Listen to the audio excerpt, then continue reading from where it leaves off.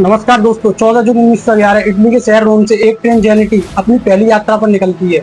इस ट्रेन में कुल 100 यात्री सवार है। यह ट्रेन का पहला ट्रायल है, इसलिए कंपनी अपने प्रचार के लिए और इस ट्रेन के खूबसूरत सफर के लिए सभी यात्रियों की सुख सुविधा और खाने पीने का इंतजाम भी इस ट्रेन में किया है। इसके लिए ट्रेन में सभी यात्रियों के लिए 6 कर्मचारी भी लगे हैं। इस प्रकार ट्रेन में कुल 106 यात्री सवार हैं और सभी यात्री की वापसी का पूरा इंतजाम है। ट्रेन निर्धारित समय पर अपना सफर शुरू कर देती है और ट्रेन में एक इंजन के अलावा 3 डब्बे भी होते हैं जिनमें सभी यात्री सफर कर रहे होते हैं। ट्रेन चलते हुए इटली के खूबसूरत रास्तों से होकर निकलती है। सभी यात्री खूबसूरत नज़ारों का आनंद लेते हुए यात्रा कर रहे थे। सब कुछ निर्धारित समय से चल रहा था, लेकिन कुछ समय बाद ही ट्रेन के रास्ते में एक टनल आता है जिसका नाम लोम्बार्डी टनल होता है। ये लगभग 1 किलोमीटर लंबा होता है। टनल का इस्तेमाल लंबे समय से किया जा रहा था, इसलिए इस ट्रेन का गुजरना कोई खास बात नहीं थी। ट्रेन के लिए आम रास्ता था। ट्रेन टनल के अंदर प्रवेश करती है, लेकिन ये ट्रेन टनल के दूसरे हिस्से से बाहर ही नहीं निकलती। वह ट्रेन इस टनल के भीतर कहीं खो जाती है। इस घटना से इटली के सभी लोग आश्चर्यचकित हो जाते हैं। एक दिन का समय बीत जाता है और ट्रेन और 106 यात्री का कुछ पता नहीं चलता। जब कंपनी वालों से ट्रेन के बारे में पूछा जाता है तो केवल उनके पास यही जानकारी मिलती है, ट्रेन को आखिरी बार लोम्बार्डी टनल के अंदर जाते हुए देखा गया है। इसके अलावा उनके पास ट्रेन के बारे में कोई जानकारी नहीं थी। इसके बाद उस जेनेटी ट्रेन की खबर इटली के अखबारों में छपने लगती है। इससे वहाँ के लोगों को जानकारी प्राप्त होती है। सभी लोगों को इस बात का आश्चर्य हो रहा था कि इतने बड़े टनल के अंदर एक ट्रेन और 106 यात्री कैसे गायब हो सकते हैं। ट्रेन कंपनी को लगा टनल के अंदर शायद कोई गड्ढा होगा और ट्रेन सुरंग में गिर गई होगी। इस प्रकार ट्रेन दूसरे हिस्से से बाहर नहीं निकली है।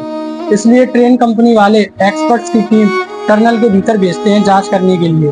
सभी एक्सपर्ट डरते डरते टनल के भीतर घुसते हैं, क्योंकि इस घटना ने सभी के मन में खौफ भर दिया था। एक्सपर्ट्स की टीम टनल के भीतर बारीकी से जांच करती है और उन्हें टनल के भीतर कोई गड्ढा दिखाई नहीं देता है और उन्हें उस ट्रेन का कोई सुराग नहीं मिलता है। धीरे धीरे समय बीतने के बाद 106 यात्री और ट्रेन की मिलने की संभावना कोई भी दिखाई नहीं देती है। सरकार और उस कंपनी की बहुत बदनामी हो रही थी। यह ट्रेन के लापता होने के कुछ समय बाद मेक्सिको के 2 युवक ये दावा कर रहे थे कि वो भी उस ट्रेन में थे और 100 यात्रियों में वो भी शामिल थे और उनसे पूछा जाता है कि वह ट्रेन के हादसे में कैसे बच निकले। दोनों युवकों ने बताया ट्रेन के टनल के दाखिल होने से पहले ही कूद गए थे।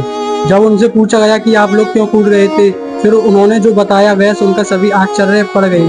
फिर उन्होंने बताया ट्रेन के टनल के अंदर दाखिल होने से पहले ही ट्रेन के अंदर घना काला धुआं भर गया और साथ में भयानक आवाजें भी आने लगी। सब देखकर पूरी ट्रेन में दहशत फैल गई। ऐसी अजीब घटनाओं को देखकर ट्रेन के ड्राइवर ने भी ट्रेन के सुरंग में दाखिल होने से पहले ही ट्रेन की ब्रेक लगा दी। इससे ट्रेन की रफ्तार कम हो गई और वो दोनों ट्रेन से कूद गए, लेकिन कूदने के दौरान उन दोनों को काफी चोट आई। वह कुछ दिनों तक वहीं बेहोश पड़े रहे। इससे उन्हें कुछ भी नहीं पता चला आखिर उस ट्रेन के साथ क्या हुआ और समय के साथ लोग इस हादसे को भूल गए और ये हादसा एक रहस्य बनकर रह गया। ट्रेन का दावा जब किया गया, सेम जेनेटी ट्रेन अलग अलग जगह देखे जाने का दावा किया गया था। तो कभी ये ट्रेन रोमानिया में देखी गई, तो कभी मैक्सिको में, तो कभी भारत में देखे जाने का दावा किया गया। और यह भी बताया गया ट्रेन के वही हूबहू डब्बे थे जो जेनेटी ट्रेन में फिक्स हुए थे। और यह कहा जाता है कि ये ट्रेन जब टनल के भीतर गई तो ये ट्रेन टाइम मशीन या टाइम लूप में चली गई और समय यात्रा पर निकल पड़ी है। आसान भाषा में कहे तो 1911 से 1845 वाले पीछे वाले समय में चली गई है और ये ट्रेन इटली की रहस्य बनकर रह गई। तो गाइस, जिस किसी ने ये वीडियो देखी हो तो लाइक, कमेंट, शेयर, सब्सक्राइब सारी चीज कर देना भाई। नमस्कार।